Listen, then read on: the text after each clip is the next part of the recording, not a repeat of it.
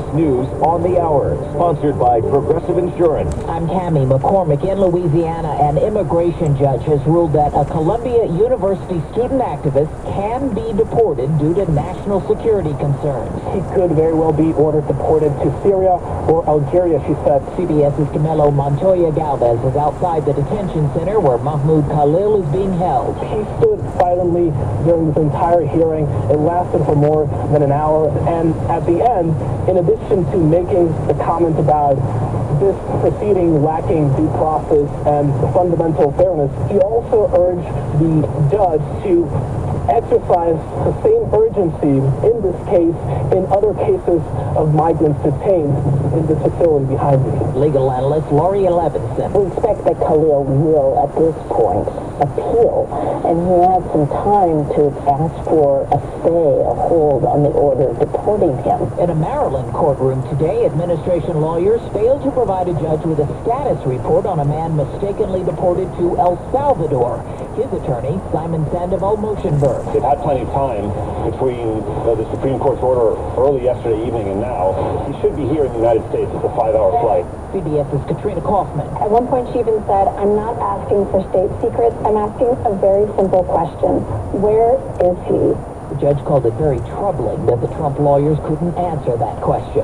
A judge is allowing the administration to move ahead with requiring everyone in the U.S. illegally to register with the federal government. Livia Cavazos in Los Angeles. Immigrants are now facing a catch-22 situation here. If they register and they provide their name, their fingerprinting to the U.S. government, the government is also now part of an administration that has promised to deport them. But if they don't sign up, then they could face potential prosecution here. The trade war with China escalated today with Beijing raising tariffs to 125%, but the markets capped a volatile week on a high note. The Dow up 619 points as the world waits for President Trump's reaction. CBS's Weijia Jiang. We talked to several members of his cabinet. Just this morning, we spoke with the top trade official, the USTR, Jamieson Greer, about engagement with China, and they're all saying, we're not talking to Beijing because Trump himself wants to broker this deal. And he wants Xi to call first. So at some point, someone's got to make a move here, and it doesn't look like either leader wants to back down. Trump's envoy Steve Witkoff held talks in Russia today with President Putin on ending the war in Ukraine. This is CBS News. Well, that's today's news. I didn't hear any good news, did you?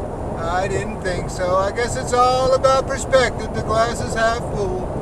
Well, as always, I'd like to thank you again for coming along with me on these Dash Cam News adventures. You know the drill. Peace, love, and all that hippie jazz. Bye-bye, everybody. It's 64 degrees in Richmond.